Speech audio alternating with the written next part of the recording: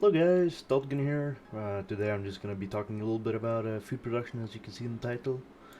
So, yeah, let's just start with of course, decoration is always important. The higher decoration, the better. A good way to get decoration, I would personally say, is from nomads. Of course, you don't have a lot of tablets, and they're not too easy to get for free-to-play players. But if you're able to get these, they're definitely worth it. These were also just recently buffed from 3,500 to 3,750, which is, well, it's not a lot, but if you have 20 of them, or 50 of them, or 40, or however many you can fit in the castle, it becomes a pretty nice extra. Then you have con medals. You can also use these to buy the decorations on here. These are great for fitting in small places. And if you like to just F around, you can also try to fill a castle with them. I'm on my way. I think I got a couple more laying around. I don't think this is going to be really helpful. I just wanted to see if they could give me more production than just having these large ones. And they're also minimalistic, meaning, they don't cover buildings like these do. So, yeah. Other than that, food production, you can also increase your food production up here.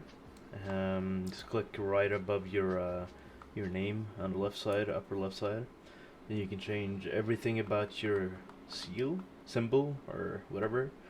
Um, Flag, there we go. But if you change your symbol, you can get like glory boosts, wood boost, stone protection boost, food protection boost, chance of finding better equipment, all the way to food production boost, to meat production boost. They cost a lot, but if you go down a little bit, they shouldn't cost too much, but again, they still cost rubies. I think the free ones are, there's not a lot of the free ones, but it can help you a little bit. When it says 2%, I believe it's bugged, and it actually means 40%. I'm unsure. Yeah, increases. Wait, what?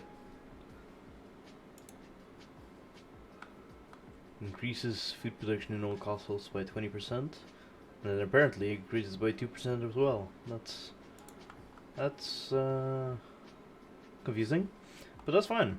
Let's hope it goes by the 20%, because then this is actually decent.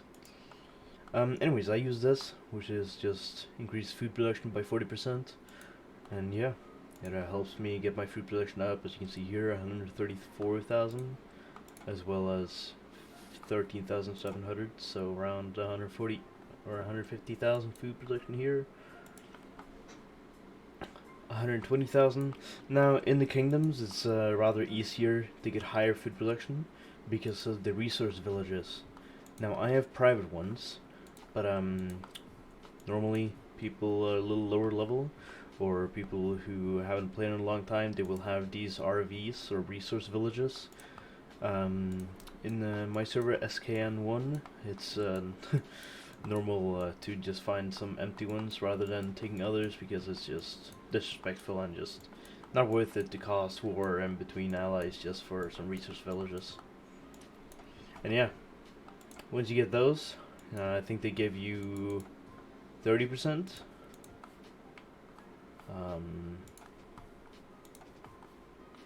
I actually don't have a single clue how to figure that one out without actually finding an empty one. But I think they give you 30% each, which, as you can see here, I have 10, so that would be 300%. Since I have the private ones, I have 40% each, so that's 400% extra food, which becomes a lot, especially if you have high-level greenhouses and conservatories. As you can see, a level 1 greenhouse for me produces 32,000 food with level 31 stone, which is definitely not the highest level. Highest I have, I think, is like 39, which is pretty good, but not entirely, the best. But a limit in the kingdoms is that you can only have two 100% production buildings. So I have this one and this one. This one is 75, 56, and then we go over to granaries. That's, yeah, it just drops down very low, very quickly. But they still produce food, just not a lot. Like this one, 2,000 food. So yeah. I recently also got new outposts. A lot better than the previous ones. And if I go over to my best one here, we can quickly see that I have a decent amount of food production here. There we go, 240,000 food, which is pretty good in my opinion, considering I'm 11.6 million mites. And I think I definitely can be more if I just had the soldiers to fill my castles. But I definitely have some improvements. Like this outpost is pretty good. I have another level on the honey garden, but yeah, need to upgrade my granaries. As you can see, a level 2 granary produces 19,000 food, but there's also very high level stones in this outpost. That's why it produces so much. So yeah, as you see, these level 25s, those are the a very good and so-called free-to-play stone that you can get through nomads. You can get them through the metal shop here, as you can see here, 50,000 per. Of course, that's gonna be a few defenses. Speaking about defenses, maybe I should set mine.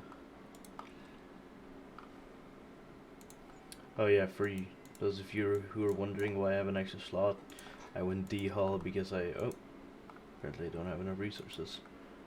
Okay, that's fine. I went D-Hull to defend an attack from one of my friends. So yeah. Let's see here. I know I don't need the boosters. It's really not a big attack, but might as well. I have nothing else to use them on since I'm birded for another 55 days. And these just stack up, and yeah. Could have probably sold them for the extra boosts. I'm just not gonna find the courtyard one, am I? There we go. Like so.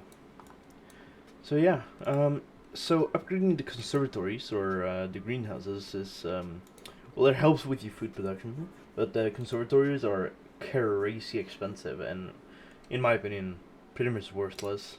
I upgraded mine to level 20 and 18, then I realized, like, oh my god, that just requires too much, so I stopped there. So as you can see here, I have like level 1, then these are level 20 because they're cheaper and give a decent amount of food per. So yeah, currently, just a thing to know, I try to keep 8 granaries in each outpost, as well as, of course, the greenhouses and conservatories. Here I have 9, I don't know why. I think my brain shortcutted the day I got the outpost. But yeah, I do 8 granaries, some people do 10, even 12. I've probably seen people do 14 or more even, but I don't find it use because it's just too much. It just becomes so little per outpost. Like a few hundred food per outpost is not worth it at all.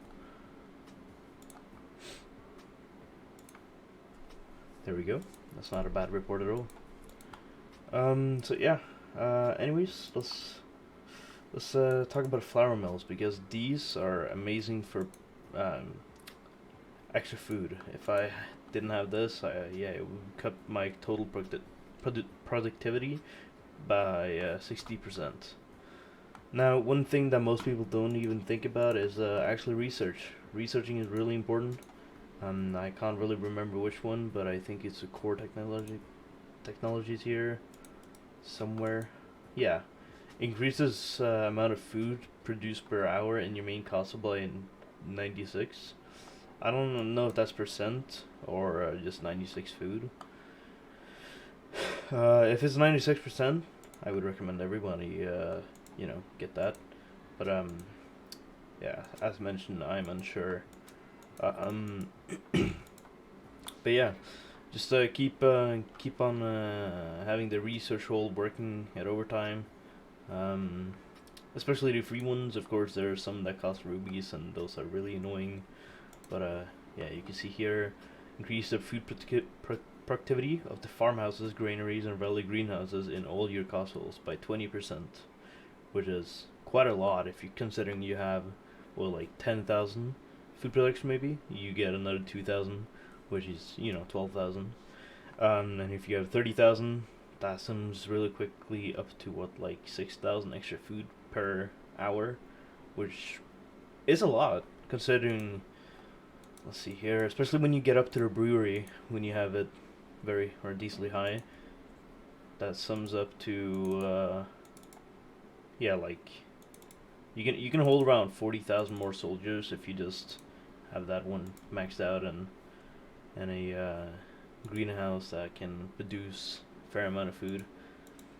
So yeah, other than that, another way to get decoration is of course the storm event. I find it really really annoying because people using timers or whatever, and it's just really hard to get like a good decent amount of aqua. But people do it. I've seen it done, and know a lot of free to play players do it, and you can get these 16 or 1,650 decoration per. I just don't find it very useful. But yeah. Other than that, I do want to introduce you guys to this little website here called gge.guide. So we have well, I would call him famous good game creator, or not creator, but YouTube oh, my brain just shortcutted. Content creator called Endex Play, and he made this website, which is I believe is just perfect. In here you can check for different PvP like defense setups, how does some attack mechanics work, defense work, war. You can also see what the different buildings cost, no matter what the buildings are, it should be in here. You can also see smart, where we come to the food production calculator. In here you can find out what your total food production will be per hour. Results might be slightly different to real production, plus minus 2,000 food per hour, but it's incredible how he's done this and how accurate it is, honestly. So I recommend those of you who are wondering about your food production, if you have so much public order or in 6 food or 8 food. Of course, he doesn't include the fact that people use 3 or stone outposts, but I mean, if you do that, you're not really worried about your food production, or you playing DE1 servers or something like that. So yeah, I guess you just gotta try your way forward. But yeah, you can use construction items or relic slots or relic items, which if I go to my main castle, you can see in here. This is my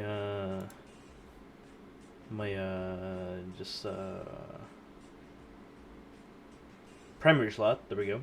And this is my relic slot. So this one gives me 4,000 plus food production, well, this just gives me a production bonus. Now you can put both of these into the calculator and it will show you, let's say you have a greenhouse or a conservatory level 20 with a, let's say you have a level 30 stone with, let's say you don't have the max, but you have level 20. Then of course you gotta fill in your public order, like 200,000, as well as your coat of arms, hunting. I have mine at max, flour mill, castellan bonus, gallantry title. There we go. Overseer, VIP level, plow research, and then that is pretty close. Considering I have a little higher base production and premium relic, that is actually almost spot on to what I'm producing in this one. So it's as you can see, it works. So just use this if you're wondering. And one last thing I did forget to mention is that now that the Master Blacksmith had an update a few months ago, I believe, you can now buy these stones in here. They increase your food production by 4,000. Then you have 3,500 and 3,000. All of those are, personally, I only go for these because I know if I buy these, eventually I will have to upgrade, and that's just waste. That just wastes 15,000 gold times however many I buy. So I only buy these if I need to go into my build items here, go to relic, and sell it for these fabric points, which you can then use in your craft build items.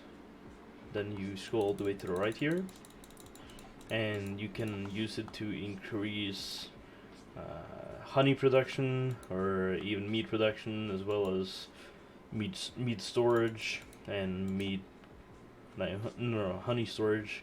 You can also use it to range unit strength and attacking and so on and so forth. As you can see, I have 30, meaning I could probably get this level 1 and then level 2. But I will also have to research. So there's a lot of things that you need to think about. But yeah, hopefully this tutorial will help you. If you have anything that I missed, of course you have the Relic Bakery. Really, I don't think it's worth it. It's not about food production, just makes your troops useless food, as well as the bakery. It just takes away 40% of food consumption. So yeah, if I miss anything, please do make sure to drop a comment. I am, as you can probably see, I'm just a weak little 11 million white player. There's definitely whales larger than me, so people who know more about food production than I do, I am sure all of these have more production than I will ever have. But yeah, for my level, I think my food production's good, and yeah, I hope to see you guys later, and hope you all have a great day. Peace out.